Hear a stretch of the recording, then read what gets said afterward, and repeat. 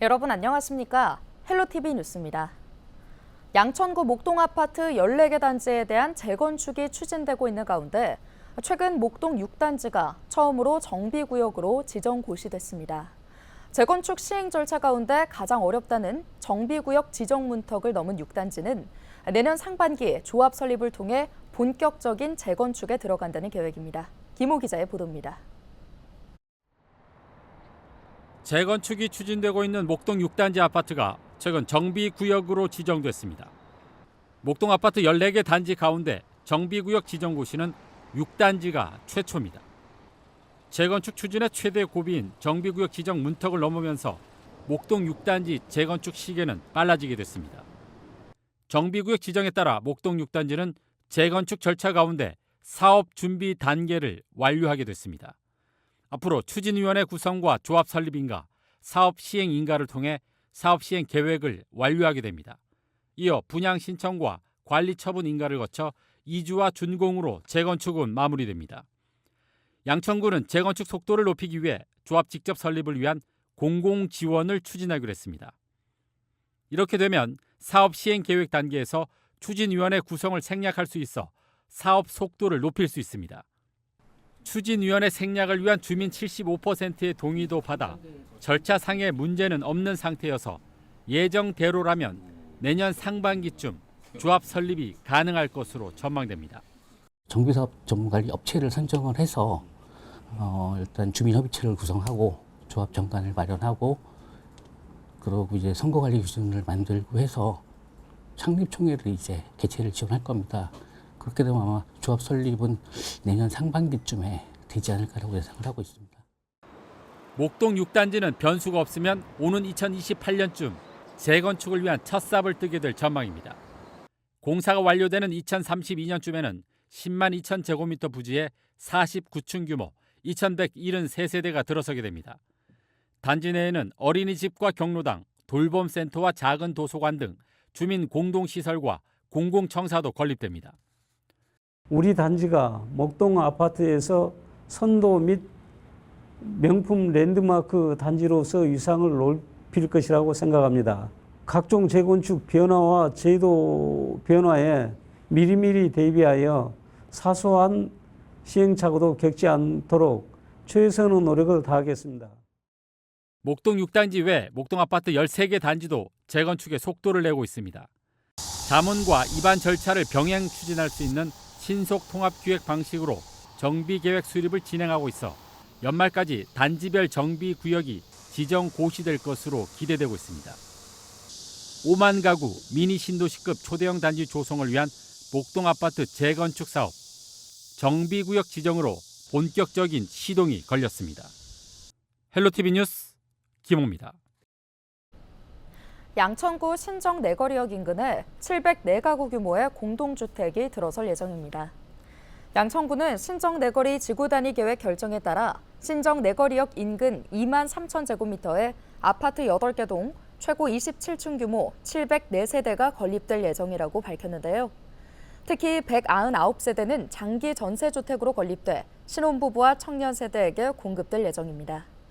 해당 지역은 역세권 장기 전세주택 건립을 위해 특별계획구역으로 지정됐으며 앞으로 건축심의 등 인허가 절차를 거쳐 사업이 진행될 예정입니다. 양천구는 장기 전세주택 건립을 위해 소규모 녹지를 폐지하고 어린이공원과 공공시설을 신설해 지역 주민들의 편의성을 더했다고 밝혔습니다. 은평구 응암일동이 마을 안전지킴이 양성에 나섭니다. 응암일동 주민자치회는 주민참여 예산 사업으로 마을 안전지킴이 사업을 추진한다고 밝혔는데요. 마을 안전지킴이는 화재 등 크고 작은 재난과 안전사고 예방 등을 맡습니다. 이번 사업에는 응암일동 주민 34명이 참여하며 이들은 10월까지 심폐소생술, 응급처치 등 재난안전 관련 교육을 받습니다.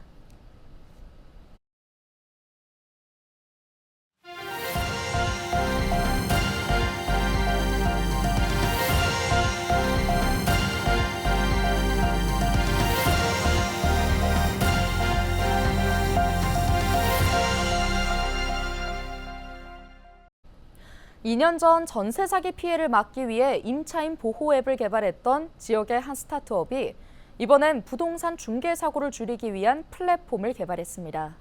공인중개사들이 각종 공공기관에 일일이 접속해 확인해야 할 일들을 클릭 한 번에 가능하도록 한 것인데요. 임차인들은 거래 필수 정보들을 분석한 보고서까지 받아볼 수 있습니다. 이관성 기자의 보도입니다. 국토교통부는 공인중개사법 시행령 개정을 통해 지난 7월부터 공인중개사의 확인 설명 의무를 강화했습니다. 공인중개사들은 등기사항 증명과 토지대장, 건축물 대장 등을 확인하고 임대인이 제출하거나 열람 동의한 확정일자 부여 정보와 세금 체납 정보, 전입세대 확인서 등을 확인해야 합니다.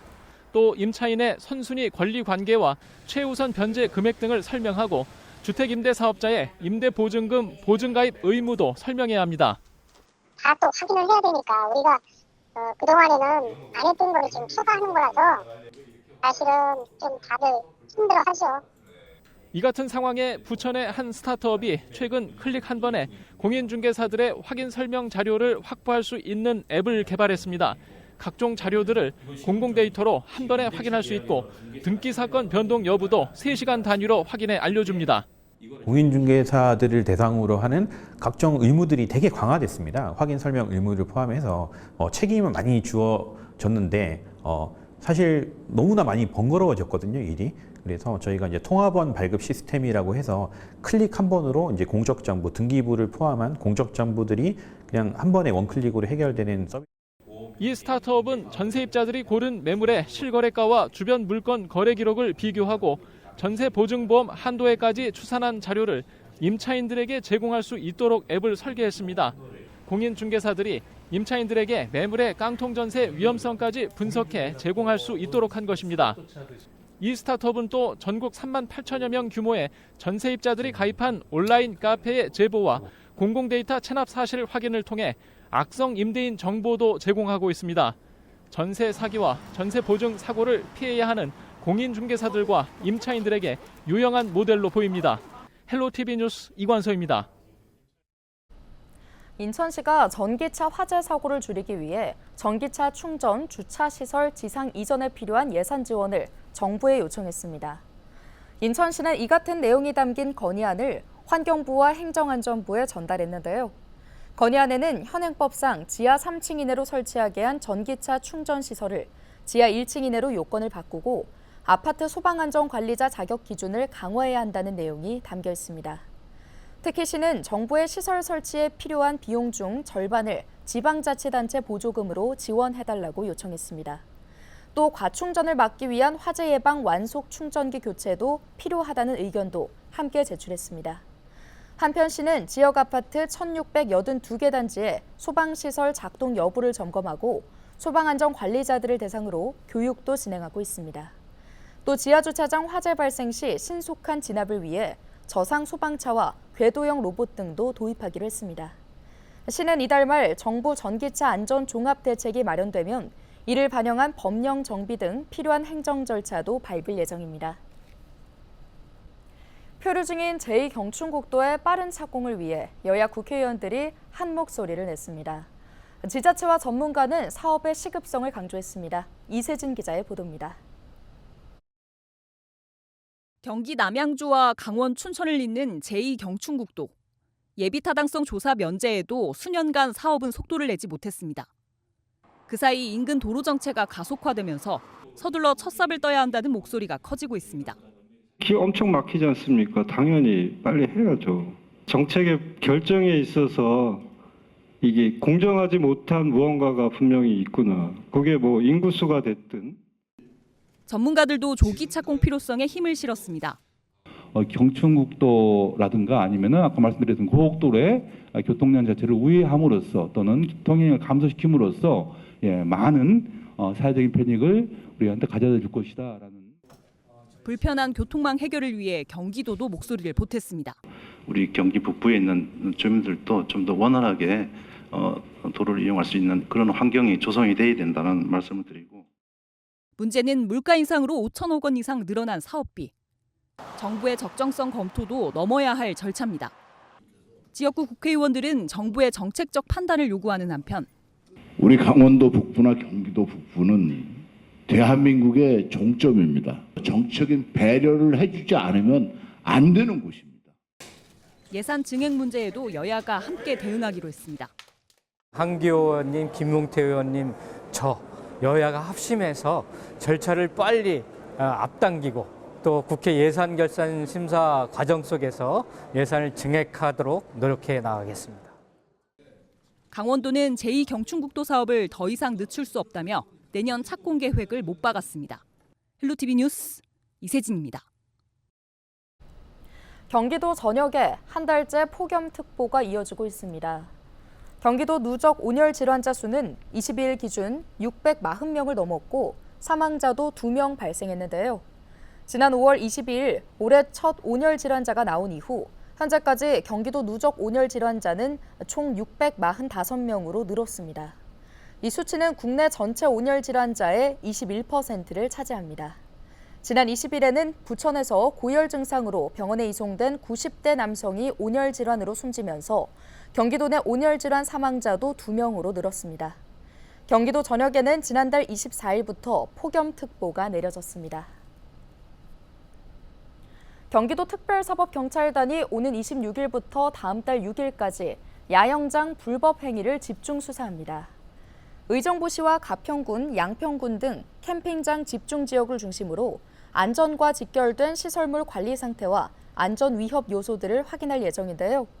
주요 수사 내용은 시설과 설비, 놀이시설의 안전 운영, 식품의 안전성, 캠핑장 주변 훼손 여부입니다. 경기도가 37조 1,077억 원 규모의 2024년 제1회 추경 예산안을 경기도의회에 제출했습니다. 이는 본 예산과 비교해 9,867억 원 증액된 규모인데요. 도는 민생회복과 지역경제 활성화에 중점을 두고 추경 예산안을 편성했다고 설명했습니다. 주요 내용을 살펴보면 행복주택 건설과 주거급여, 지역화폐 발행 등 취약계층 및 소상공인 지원에 2,612억 원을 편성했는데요. 경기도서관 건립과 급식비 지원, 경기패스 등 도민 편익 증진과 지역경제 활성화에 2,175억 원을 반영했습니다. 추경 예산안은 오는 9월 2일부터 13일까지 열리는 경기도의회 임시회에서 심의될 예정입니다. 인천의 주택 매매 가격이 3개월 연속 상승세를 이어가고 있습니다. 인천시는 지난달 인천의 주택 매매 가격 변동률이 0.21% 상승했다고 밝혔는데요. 인천 지역 주택 매매 가격은 지난 5월 0.07%로 상승세로 돌아서더니 6월 0.14%, 지난달 0.21%로 3개월 연속 상승폭이 확대됐습니다. 지역별로는 서구가 0.49%로 가장 높았고 중구 0.3%, 남동구 0.24%, 동구 0.22%, 리추홀구 0.14%, 부평구 0.11%, 연수구 0.07%, 계양구 0.06% 순이었습니다. 반면 전세가격 변동률은 7월 0.34%로 전월 0.47%에 이어 2개월 연속 상승폭이 축소됐습니다. 서구가 0.76%로 가장 높고 남동구 0.36%, 부평구 0.33% 등입니다. 주택 거래량은 지난 5월 4,089건에서 6월 4,060건으로 소폭 감소했습니다. 경기도 내 초등학교 1학년 학부모 10명 중 9명이 상반기 늘봄학교 운영에 만족하고 있는 것으로 나타났습니다. 도교육청이 지난 7월 8일부터 16일까지 초등학교 1학년 맞춤형 프로그램 참여 학생의 학부모를 대상으로 온라인 만족도 조사를 실시했는데요. 그 결과 초등학교 1학년 맞춤형 프로그램의 종합 만족도는 89.5%로 3월 적응 기간 종합 만족도 대비 4.4%포인트 상승했습니다. 반면 사교육비 부담 경감은 78.7%로 다소 낮은 만족도를 보였습니다. 도교육청은 3월 적응 기간 74.1%에 비해 4.6%포인트 높아진 결과를 바탕으로 학생과 학부모가 만족하는 프로그램을 확대해 사교육비를 줄이겠다는 계획입니다.